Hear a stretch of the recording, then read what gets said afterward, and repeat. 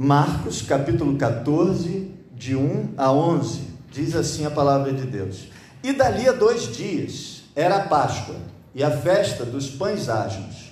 E os principais dos sacerdotes e os escribas buscavam como o prenderiam com dolo e o matariam.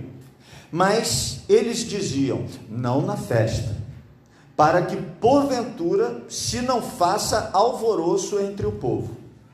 E estando ele em Betânia, assentado à mesa em casa de Simão, o leproso, veio uma mulher que trazia um vaso de alabastro, com unguento de nardo puro, de muito preço, e quebrando o vaso, lhe derramou sobre a cabeça. E alguns houve que em si mesmos se indignaram e disseram, para que se fez este desperdício de unguento? Porque podia vender-se por mais de 300 dinheiros e dá-lo aos pobres, e bramavam contra ela. Jesus, porém, disse, deixai-a, para que a molestais? Ela fez-me boa obra. Porque sempre tendes os pobres convosco, e podeis fazer-lhes bem quando quiserdes, mas a mim nem sempre me tendes. Esta fez o que podia, antecipou-se a ungir o meu corpo para a sepultura. Em verdade vos digo que em todas as partes do mundo onde este evangelho for pregado, também o que ela fez será contado para a sua memória. E Judas Iscariotes, um dos 12, foi ter com os principais dos sacerdotes para lhe entregar. E eles, ouvindo-o, alegraram-se e prometeram dar-lhe dinheiro, e buscava como o entregaria em ocasião oportuna. Que Deus nos abençoe através da sua palavra, vida aos nossos corações. Amém, irmãos? Amém. Amados, então nós estamos diante desse texto, nós já estamos caminhando para o final do Evangelho de Marcos, já estamos caminhando para o final dessa história que Marcos está contando, que é a história do poderoso Deus, do poderoso Filho de Deus que veio a este mundo para nos salvar, que está contando a história do nosso Salvador, que foi crucificado porque se deixou crucificar, e não porque lhe faltasse poder para evitar isso. Ele se deixou levar para a cruz por amor, e o seu poder era e é tamanho que ele não foi vencido pela morte, mas ressuscitou ao terceiro dia para demonstrar a vitória sobre a morte. E agora nós estamos aqui diante de um texto que pode ser dividido em 3 e que conta uma forma de olhar para Jesus de 3 óticas diferentes. A primeira ótica, do versículos 1 e 2, daqueles que nunca aceitaram Jesus, que nunca conviveram com Jesus, que sempre, desde o início, rejeitaram a Jesus, que não quiseram saber de Jesus. Eles rejeitaram a Jesus desde sempre. Nós vemos aqui os principais, os sacerdotes, os escribas, os saduceus, alguns fariseus que rejeitaram a Jesus, que nunca deixaram as palavras de Jesus entrar em seu coração, que nunca entenderam Jesus como o Salvador e o Messias. Nós vemos um segundo grupo de pessoas que jantaram com Jesus em Betânia. Algumas pessoas aparecem nesse texto, e o que há de comum entre elas é que todas essas pessoas entregaram sua vida a Jesus, colocaram sua vida ao dispor de Jesus, porque, amados, é preciso entregar a vida a Jesus. E o terceiro grupo, representado aqui por uma única pessoa, é aquele grupo do Judas,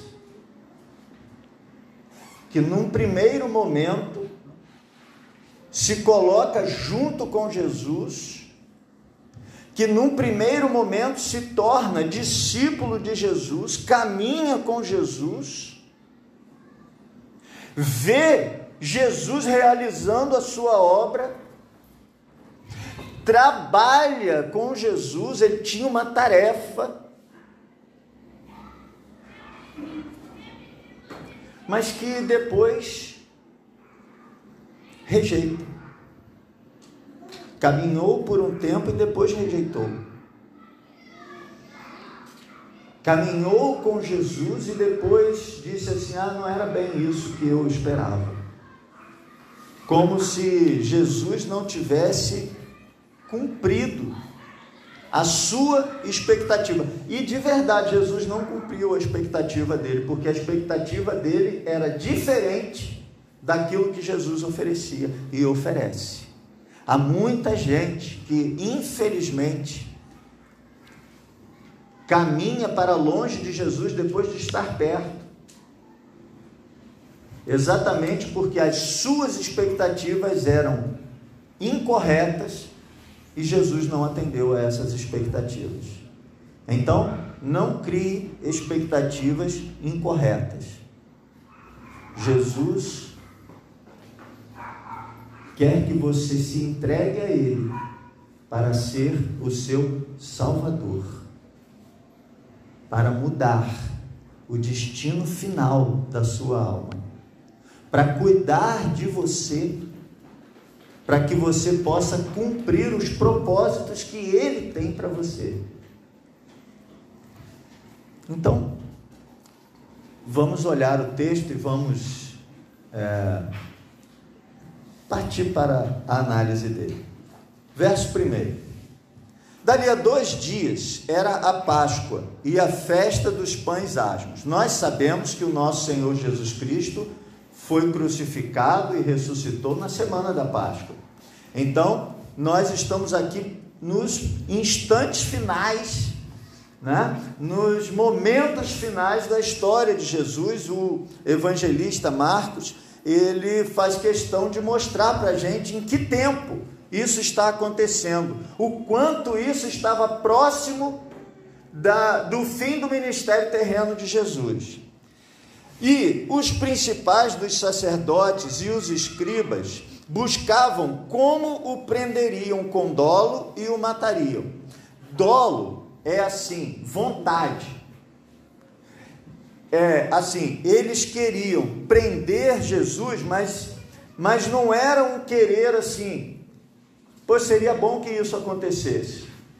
Era um querer de quem vai empreender ações para que isso aconteça. Dolo é quando você faz alguma coisa porque você tem vontade que essa coisa aconteça. Então, não há a menor sombra de dúvidas de que eles não estavam indiferentes a Jesus. Eles não aceitavam. Eles não recebiam Jesus como Salvador, como Messias. Eles rejeitaram a Jesus. E isso era com dolo. Isso era com força de vontade. Há pessoas que rejeitam a Jesus e tem muita vontade nessa rejeição a Jesus. Não é algo que acontece, não, tudo bem, eu não tenho. Não, Jesus, a palavra de Jesus é falada ao seu coração, a palavra de Jesus é ministrada ao seu coração com poder, com graça, com verdade, intriga o seu coração, incomoda o seu coração, te faz pensar na necessidade de reagir positivamente a isso e por vontade você se recusa, você se nega a fazer isso. Verso 2: mas eles quem? Os principais dos sacerdotes e os escribas, eles diziam: não na festa, para que porventura se não faça alvoroço entre o povo. Jerusalém estava vivendo um tempo diferenciado. Esse acontecimento de Jesus não aconteceu num momento qualquer. Nós, quando falamos no livro de Atos, sobre Atos capítulo 2, nós mostramos que foi escolhida uma data específica para que aquele evento acontecesse. Amados, há uma inteligência de Deus na pregação da sua palavra. Há uma inteligência de Deus, há uma escolha. O Senhor nosso Deus, Ele é cirúrgico. O Senhor nosso Deus, Ele é estratégico. E Ele apresenta as coisas, elas acontecem de modo estratégico. Às vezes a gente olha certos acontecimentos na Bíblia e a gente pensa, mas gente, como que isso aconteceu dessa maneira? E aí quando a gente vai pesquisar, quando a gente vai se aprofundar, a gente percebe que havia uma estratégia de Deus. Quero dar um exemplo para você, lá do Antigo Testamento, o exemplo do profeta Jonas. Você sabe que Jonas foi pregar em Nínive, não quis, recusou, Deus tratou com ele e tal, aquela coisa toda, e ele chegou lá e pregou. E quando ele chega lá e prega, ele pregou uma mensagem, humanamente falando, mal pregada, não preparada, nada arrumado, nada organizado do ponto de vista humano. Ele chega e diz, ainda 40 dias, e Nínive será subvertida, e todos vocês vão morrer em 40 dias. Ele não faz apelo, ele não faz nada. E aí o texto bíblico diz que do mais importante que era o rei, até a pessoa mais humilde do reino, todos se converteram. E a gente pensa, mas como? Mas havia toda uma estratégia para que aquilo acontecesse. Quando nós nos aprofundamos nesse estudo, nós percebemos e encontramos que aconteceram vários eventos preparatórios para aquele momento que Jonas chegasse para pregar. Houve um eclipse, houve uma série de questões ali de eventos naturais, né? Eventos de grande porte, que as pessoas estavam preparadas para ouvirem essa palavra. Amado, eu quero dizer que você está aqui hoje, ouvindo essa mensagem, debaixo de uma atividade estratégica de Deus para a sua vida. Você não chega aqui do nada, você chega aqui preparado para ouvir essa palavra que Deus tem para o seu coração. O Senhor escolhe o tempo. Jerusalém estava em polvorosa. Os historiadores dizem que na época da Páscoa, a população de Jerusalém era 5 vezes maior do que no resto do ano. Havia então um fluxo enorme de pessoas de vários lugares, todos descendentes de Israel, que estavam ali. E não só os descendentes de Israel, porque havia uma expectativa muito grande de que o Messias iria chegar, a restauração de Israel iria acontecer, e eles pensavam que isso pudesse acontecer naquele momento. Então, também os romanos mandam para Jerusalém inúmeros soldados, reforçam a segurança. Havia toda uma preocupação que um levante pudesse acontecer, e em função disso, esses homens dizem: não vamos prender nem matar Jesus na festa, porque se nós fizermos isso, isso vai causar um alvoroço entre o povo. O Império Romano pode entender, os soldados entenderem isso como um levante, como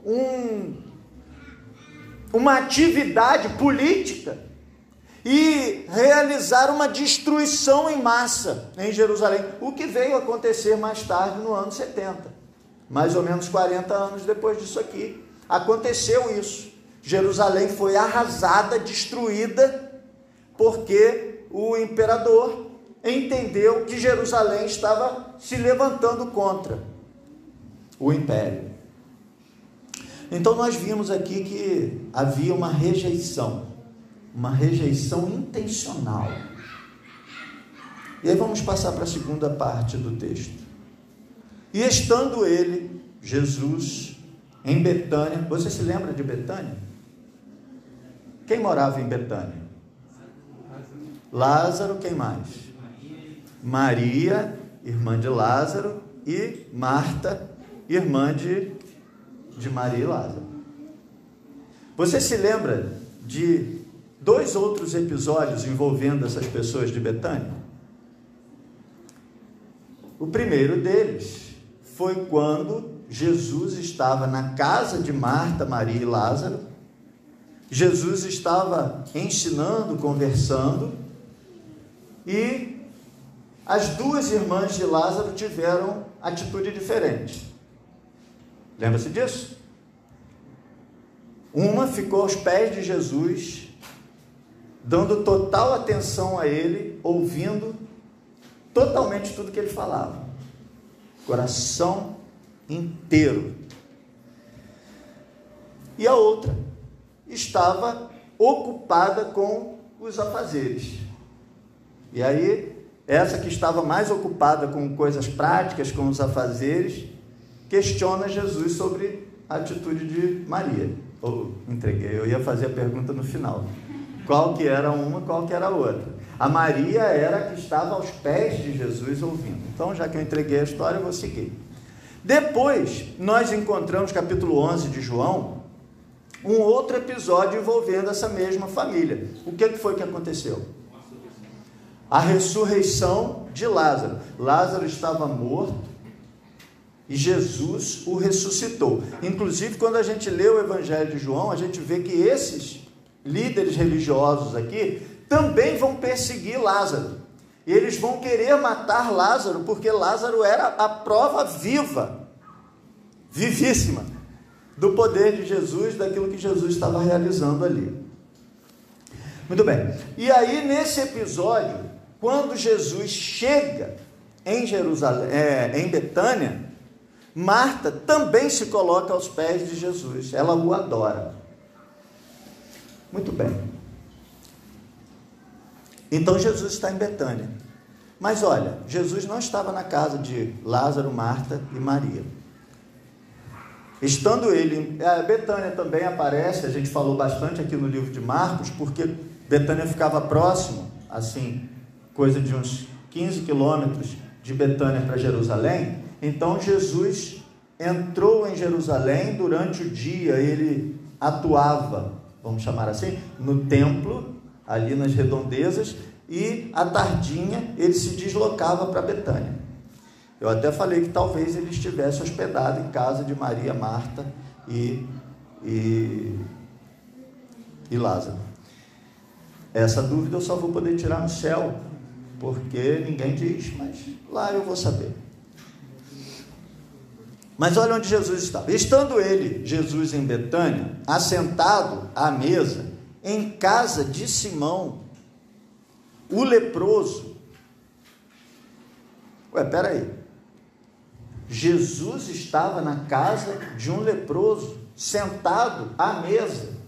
Ou seja, ele estava comendo na casa de um leproso. É claro que esse homem não era mais leproso, né? Porque os leprosos, como você sabe, eles ficavam isolados, em quarentena, separados.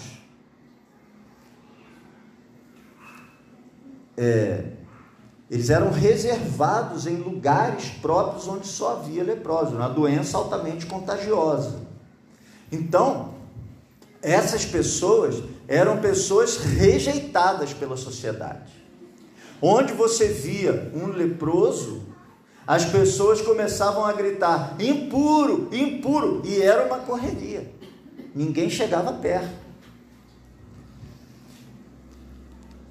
E aí Jesus estava Jesus estava à mesa, na casa de Simão leproso. É interessante como, às vezes, a situação deixa de existir, mas o rótulo fica. Que coisa isso, né? O ser humano tem uma capacidade enorme de rotular as pessoas, e é interessante porque apelido sempre pega se o dono do apelido não gosta. Dificilmente um apelido, falando de uma característica bacana da pessoa, pega. O apelido sempre pega quando a pessoa não gosta. E aí, esse leproso, um homem rotulado, um homem que havia, pelo menos por algum tempo, sendo rejeitado pelas pessoas, agora ele está curado e ele oferece uma refeição ao Senhor. Amado, nós recebemos o amor de Deus, o cuidado de Deus, a bênção de Deus. O amor de Deus é algo tão extraordinário. O que Ele fez por nós é tão grande. Talvez você não tenha sido curado de uma lepra, mas com certeza o Senhor oferece a você o que há de mais valioso, que é a cura espiritual, a salvação em Cristo. Mas quantos são os casamentos restaurados? Quantas são as vidas profissionais restauradas? Quantas são as pessoas que têm a sua saúde restaurada? Quantas são as bênçãos de Deus? Quantas bênçãos? Quantas são? Impossível contá-las. Só que a maior delas é a salvação.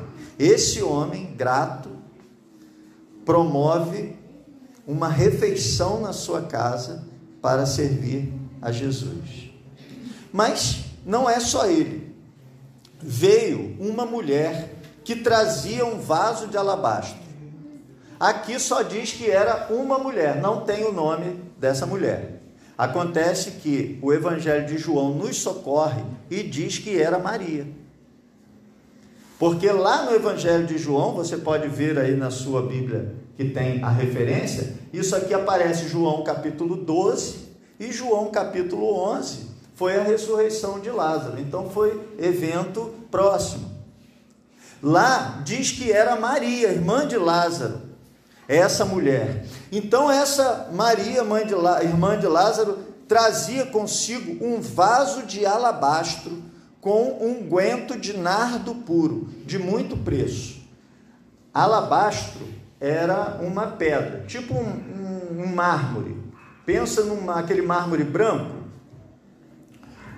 só que mais fino, e eles faziam nessa pedra uma espécie de recipiente para guardar esse nardo.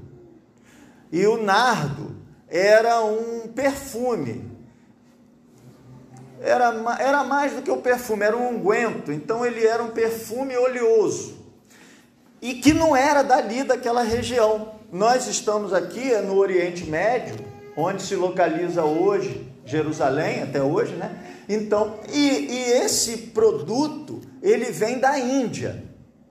Ele era produzido lá na Cordilheira do Himalaia, na Índia.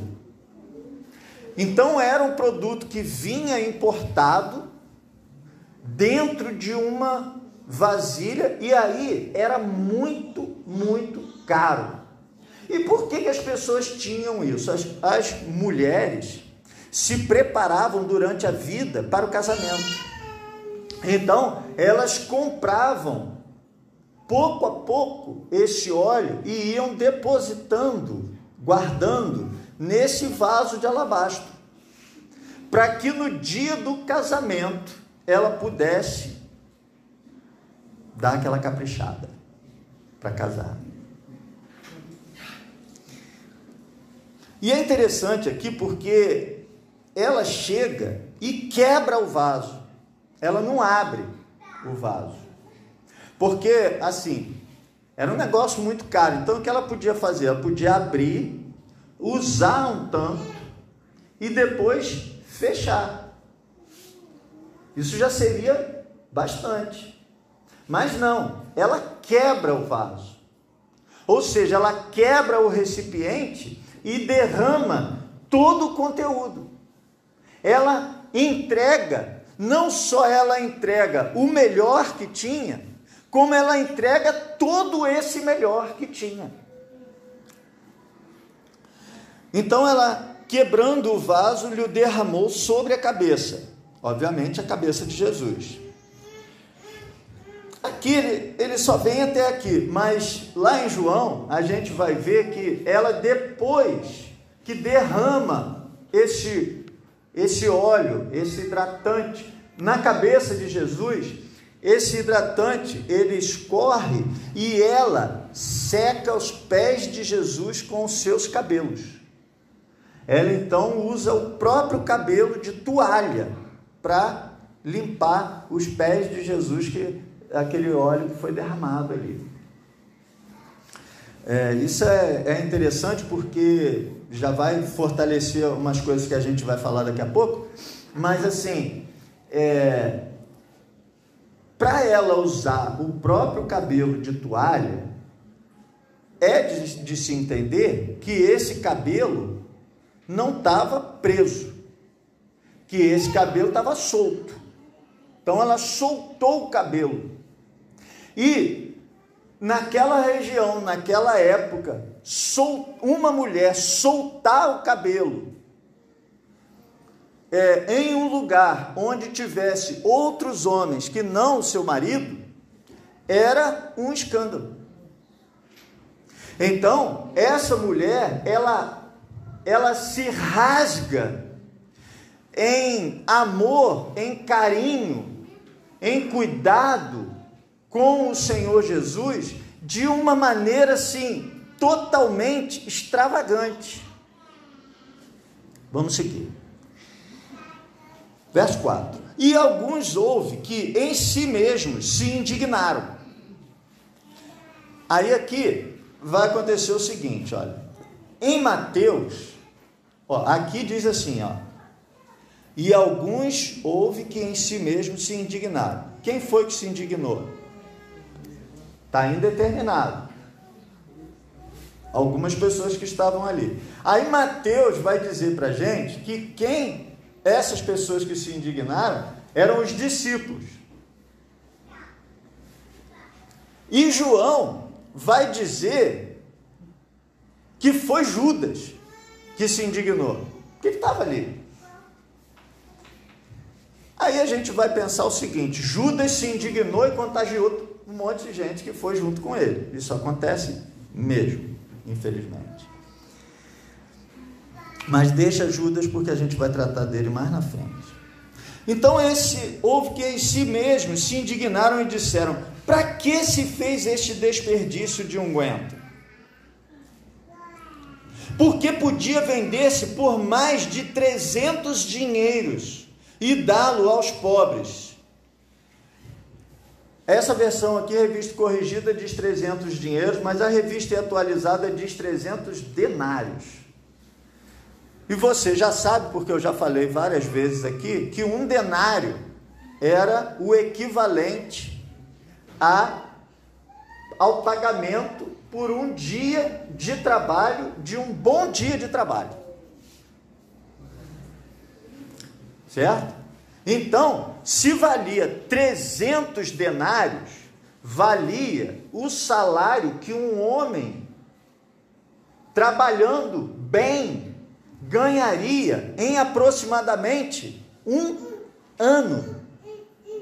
Porque se você pegar que o ano tem 365 dias, mas que você tem o sábado entre esses 365 dias, e os israelitas não trabalhavam no sábado, então você já faz um abatimento aí, e chega a algo em torno, até porque aqui está aproximadamente, então vamos pensar que aquele conteúdo que estava no vaso de alabastro custava o equivalente ao que um homem ganha trabalhando um ano inteiro.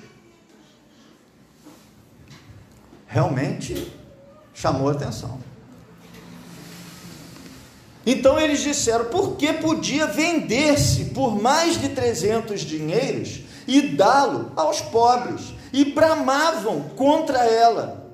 Jesus, porém, disse, deixai-a. Para que a molestais?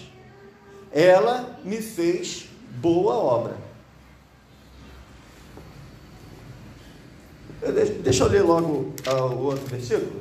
Porque sempre tendes os pobres convosco, e podeis fazer-lhes bem quando quiserdes, mas a mim nem sempre me tendes. Esta fez o que podia, antecipou-se a ungir o meu corpo para a sepultura. Então eles estavam dizendo assim, esse desperdício que ela fez na sua cabeça, você vê só que imaginação, né? A pessoa recebe um carinho, e aí o outro olha e diz assim, olha que desperdício, isso que ela fez com você. É igual a sua esposa te dar um presente, e você dizer assim, poxa, que desperdício, podia ter pago a conta de luz. É mais ou menos isso que aconteceu aqui. Aí Jesus olha e diz assim, rapaz, espera aí, isso aí vocês vão poder continuar fazendo, é coisa importante, é coisa boa, ajudar os pobres é importante, mas nesse momento o que ela fez, era tudo o que eu precisava. E é interessante porque Jesus diz assim, ela se antecipou a ungir o meu corpo para a sepultura. Vamos processar o daqui para frente. Jesus está em Betânia, depois Jesus vai voltar para Jerusalém, aí Jesus vai ter a ceia, momentos finais, Jesus vai ter a ceia, depois da ceia, Jesus vai ter o Monte Getsemane, chorar sangue, aquela angústia, aquilo tudo. Na saída do Monte Getsemane, ele tem aquele encontro com Judas e os soldados, e ele sai dali preso, e aí é cruz. Depois, no terceiro dia, ele ressuscita. E aí, o que acontece? Jesus foi crucificado na sexta-feira, quase sábado, no final do dia, 3 da tarde. O dia escureceu, lembra disso, né? Jesus falou. Aí José de Arimateia vai lá, pede autorização para sepultar o corpo de Jesus, mas já era quase sábado, e sábado não podia fazer nada. Então ele pega o corpo de Jesus, leva para a sepultura, fecha com a pedra, os guardas ficam vigiando, lembra disso? Estamos juntos? Aí no domingo de manhã, porque sábado não podia fazer isso, no domingo de manhã as mulheres vão até lá fazer o quê? Preparar o corpo. Jesus só foi tirado da cruz e levado para a sepultura, porque não dava tempo de preparar o corpo. Preparar o corpo é isso aqui, antecipou-se a ungir o meu corpo para a sepultura. Porque Jesus chegou da sepultura sem o corpo estar ungido, sem o corpo estar preparado, sem o corpo ter sido cuidado. Eles passavam esse óleo, faziam esse unguento. Unção é isso. E aí, quando as mulheres chegam lá no domingo de manhã para fazer isso, o que acontece? O corpo já não estava mais lá, Jesus já havia ressuscitado. Então daqui para frente não tem mais chance, oportunidade de ungir Jesus. As mulheres que foram à sepultura para tentar ungir o corpo de Jesus não conseguiram. Esse privilégio foi de Maria, e Jesus sabia disso.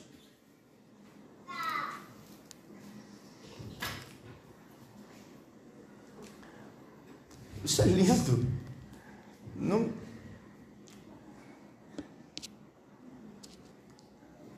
Em verdade vos digo que em todas as partes do mundo onde este evangelho for pregado, também o que ela fez será contado para a sua memória. Isso ficou marcado na história do cristianismo. Isso que essa mulher fez foi grande, foi tremendo, foi maravilhoso. Essa entrega dela ao Senhor Jesus, de entregar o melhor que tinha e todo esse melhor que tinha. Amado do Senhor, quando nós nos entregamos a Jesus, essa entrega deve ser integral. Essa entrega deve ser sem reservas. Às vezes, a gente fica... eu acho até que a gente não deveria fazer isso, mas às vezes a gente faz. Ficar observando a adoração. E aí, quando a gente fica no papel de observador da adoração, a gente vai ver que existem jeitos diferentes de adorar. Tem um que é mais contido, tem outro que é mais expansivo. A gente percebe isso.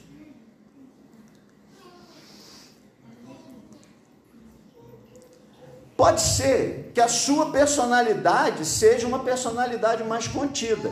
Não há problema nisso.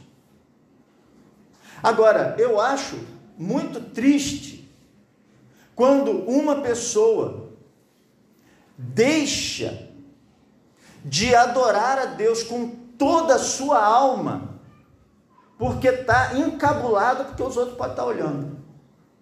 Essa mulher aqui recebeu crítica. Olha, que absurdo. Mas Jesus ficou feliz. Jesus sentiu que aquela atitude dela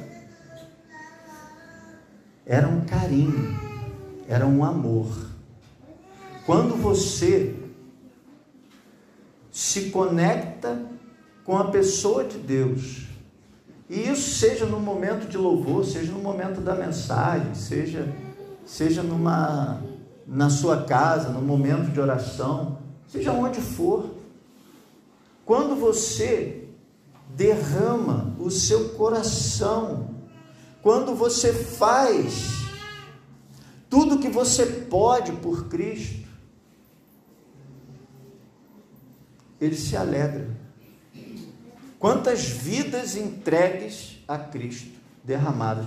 Há pouco tempo, no início da série O que é ser batista, quando nós falamos sobre os batistas aqui no solo fluminense, nós vimos histórias de homens de Deus extraordinários, que não estão essas histórias registradas na Bíblia. Quando a gente olha para a nossa família, às vezes a gente encontra um antepassado cheio de sabedoria, que conta histórias de coisas que aconteceram, de como ele entregou a sua vida a Jesus. Como é bonito ver uma vida entregue a Jesus, uma vida derramada aos pés de Jesus, como Maria. Como o Senhor Jesus recebe isso com alegria.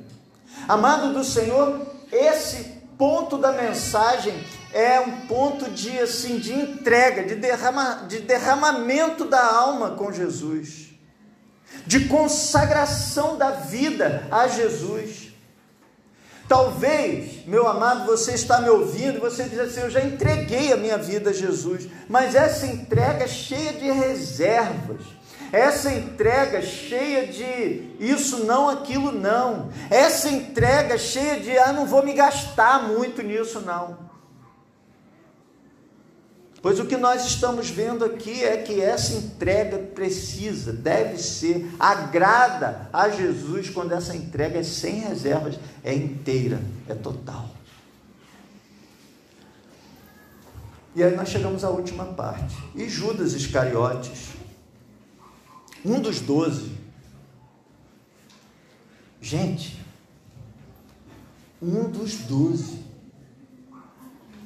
esse homem conviveu com Jesus como discípulo de Jesus. Esse homem fez parte da igreja mais próxima de Jesus. Ele era pastoreado, não por um pastor cheio de falhas e de erros, ele era pastoreado pelo bom pastor, o pastor perfeito.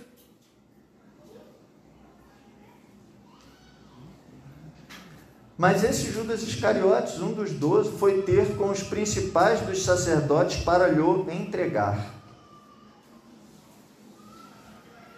E eles, ouvindo, alegraram-se e prometeram dar-lhe dinheiro. E ele buscava como o entregaria em ocasião oportuna. Ele então chega para os líderes religiosos, aqueles que estavam querendo matar Jesus, e ele diz assim: olha só, eu não quero mais saber de Jesus, não. Eu estava pensando que ele era uma coisa, mas ele era outra. Eu estava pensando que ele, como filho de Davi, ele iria restaurar o reino de Israel, o reino político, que ele iria reerguer Israel como grande potência, que ele iria restaurar o nosso reino, que se tornou um reino vassalo, um reino praticamente de escravos dos romanos. Eu pensei que ele iria liderar uma rebelião contra os romanos, mas tudo que ele faz é pregar sobre o amor.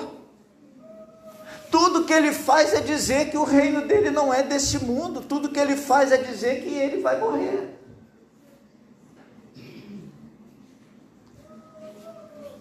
Então as expectativas que eu tinha sobre ele, ele não cumpriu. Verdade. Aquela expectativa não foi cumprida. E é interessante assim, porque eu olho para esse texto e eu vejo assim: ele foi para lá para entregar. E aí eles ouviram que, ele chegou para falar com os líderes. Aí ele chega e fala com os líderes assim: olha, eu estou querendo entregar Jesus para vocês. Aí os líderes: poxa, é mesmo? A gente te dá até dinheiro. Ele veio pelo dinheiro, não. Ele veio porque queria entregar, ele queria romper com Jesus. Ele queria acabar com aquela história. Tanto é assim que a gente olha o versículo 2, eles disseram: não na festa. Mas quando que acontece? Na festa. A gente vê aqui o propósito de Deus. Eu digo que Deus é estratégico. Claro, na festa era um momento top para isso acontecer. O propósito de Deus era exatamente isso, que fosse na festa. Não se cumpriu o propósito humano, se cumpriu o propósito de Deus. Mas ai daquele por quem isso aconteceu. Esse homem representa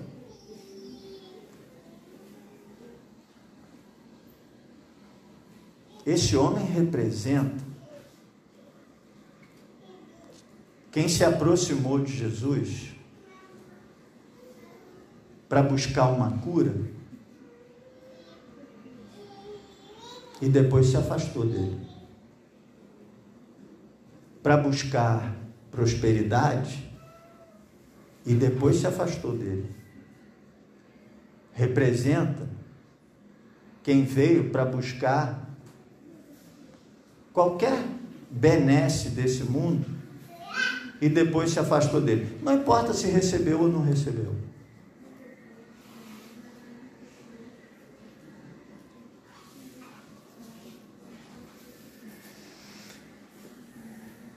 Não venha a Jesus para receber uma cura. Não venha.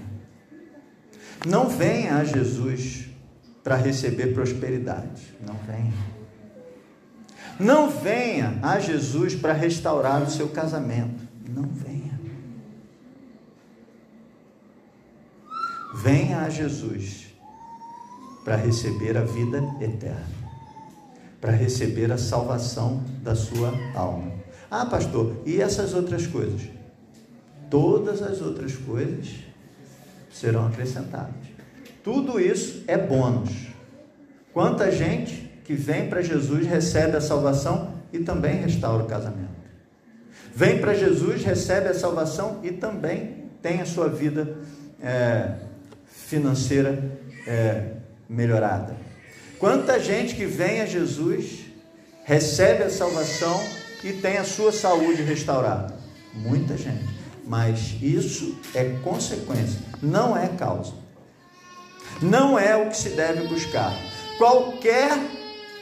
Qualquer expectativa diferente de salvação é sinônimo de frustração.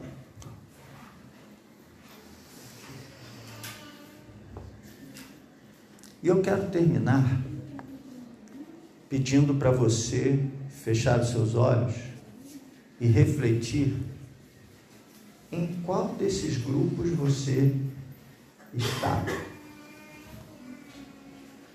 É certo que você não é indiferente a Jesus. Não é, você o conhece. Então você está entre aqueles que sempre rejeitaram. Você está entre aqueles que andaram com ele e depois rejeitaram? Ou você está entre aqueles que se entrega a ele? Se você está entre aqueles que sempre rejeitaram, ou entre aqueles que se aproximaram dele e depois rejeitaram, ou mesmo entre aqueles que se entregaram a ele, mas estão cheios de reservas, eu quero te dar uma boa notícia. Essa noite